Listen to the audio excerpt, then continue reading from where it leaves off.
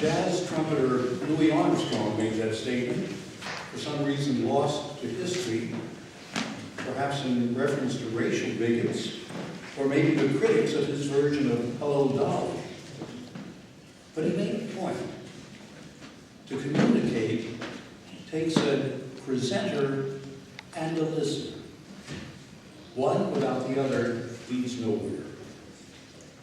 An acquaintance of mine back east used to initiate conversations. Though not a churchgoer, she would ask about my most recent sermon topic. But no matter how briefly I try to describe it, she never could go the distance. Within seconds, she'd be off on some other tangent. But I shouldn't judge. If I ask my son, Michael, who teaches zoology, about his latest research on fruit flies, I grow lifty after 2 minutes of clinical talk. It's a good thing that we both enjoy baseball. How long will you keep us in suspense? If you're the Messiah, say so. The Nazarene knew that at that moment, he was not surrounded by listeners. In this case, the inquirers came to him not with fragile attention spans, but with hostile intentions.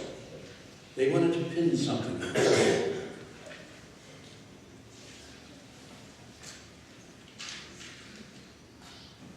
One slip of the tongue, linking himself with the Almighty, and they nailed him for blasphemy. After warning them that they did not understand because they were not of his sheep, he spoke from the shoulder. The Father and I are one. Questions posted as mere social gestures, I think I've learned how to handle. Keep answers brief, stay alert to loss of eye contact. Betty May, Sunday's sermon was about forgiveness, and let it go at that. Then give her airtime to talk about hollyhocks or whatever's on her mind. But now and again, as did the Lord, you and I confront loaded questions, the kind seeking not information, but ammunition. Did you see the Randolph's 15-year-old with that ring in his lower lip? Well, you may have seen him and not really reacted one way or the other. But it's obvious that your questioner feels strongly. And if you don't throw your vote his way and reply, "Doesn't it look disgusting?" you risk being labeled a cultural deviant. Or a delegation asks your views on a local school board member when it's obvious they're trying to run her out of office. As far as you're concerned, she's been doing a competent job, but to say so might mean losing a few friends.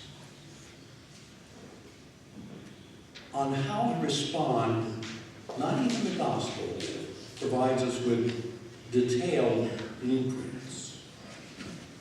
We might draw upon Shakespeare, who said, "To thine own self be true." In the case of the teenager's lip ring, about which you have no strong opinion, you might respond, "It gives no offense to me." Or if recruited to indict a school board member in whom you see no wrongdoings or shortcomings, you might say, "In my experience, I found her competent." Your feelings and your experience belong entirely to you, and no one can take them from you. For the answer he gave, opponents attempted to stone the Son of God. In that instance, true him to himself brought an avalanche. But he wasn't trying to wend his way through a long and serene lifespan. His mission was Calvary and the ensuing Easter. There will come a time for you and me to face our Calvary. Mosque worshippers in New Zealand, church members in Sri Lanka faced it violently not very long ago. When that moment comes to any of us, whether from violence or natural causes, the Lord's triumph will carry us through and beyond it.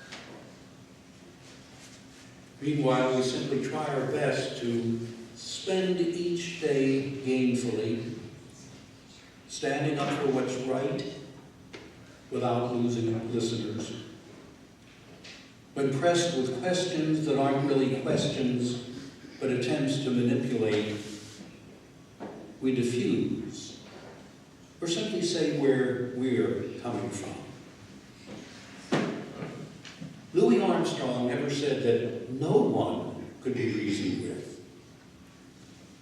Now and then you and I get lucky and enjoy real conversation.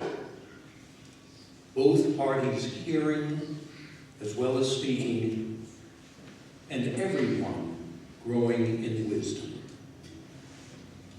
Such moments make it all worthwhile, provide a foretaste of Easter.